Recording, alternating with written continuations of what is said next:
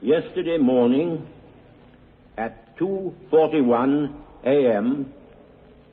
at General Eisenhower's headquarters, General Jodl, the representative of the German High Command, and of Grand Admiral Dönitz, the designated head of the German state, signed the act of unconditional surrender of all German land, sea, and air forces in Europe to the Allied Expeditionary Force and simultaneously to the Soviet High Command.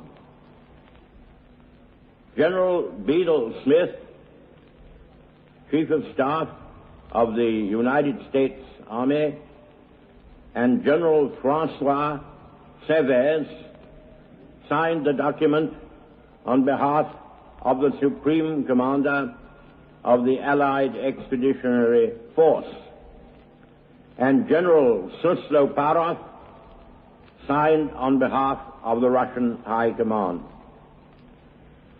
Today, this agreement will be ratified and confirmed at Berlin,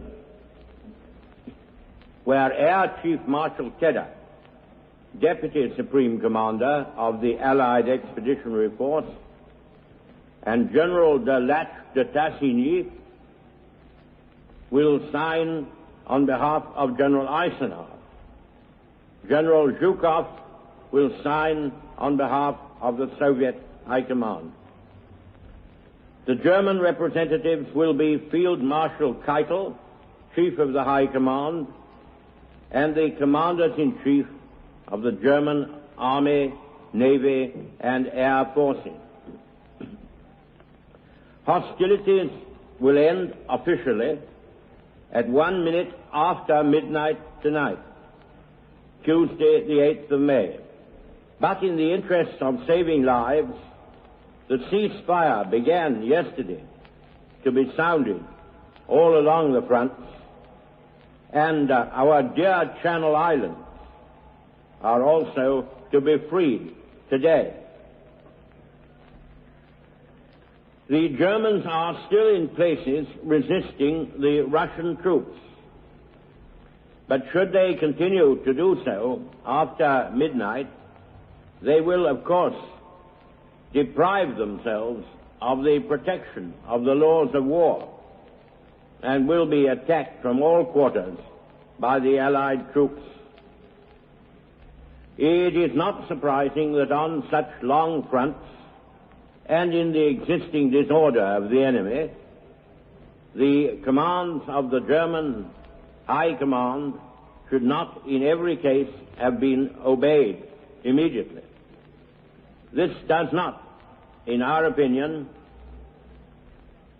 with the best military advice at our disposal, constitute any reason for withholding from the nation the facts communicated to us by General Eisenhower of the unconditional surrender already signed at Reims, nor should it prevent us from celebrating today and tomorrow, Wednesday, as Victory in Europe days.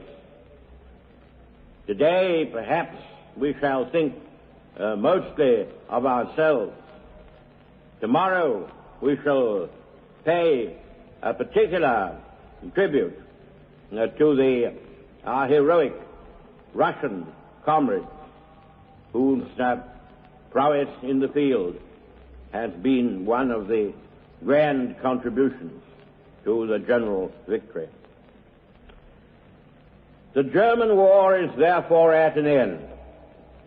After years of intense preparation, Germany hurled herself on Poland at the beginning of September 1939. And in pursuance of our guarantee to Poland, and in common with the French Republic, Great Britain, the British Empire, and Commonwealth of Nations declared war upon this foul aggression.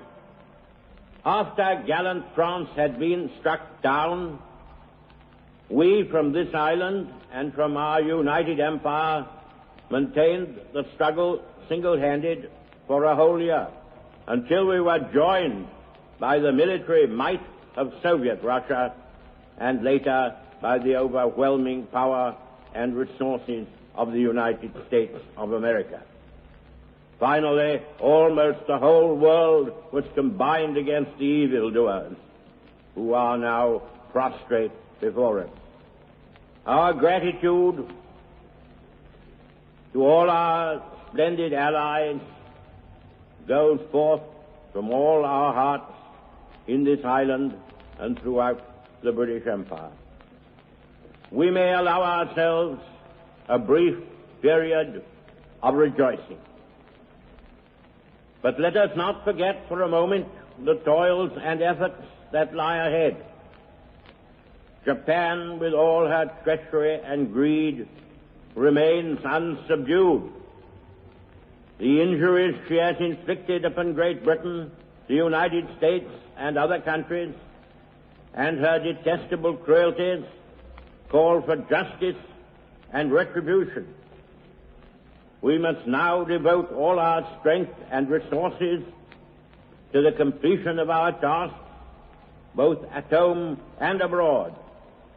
Advance, Britannia! Long live the cause of freedom! God save the King!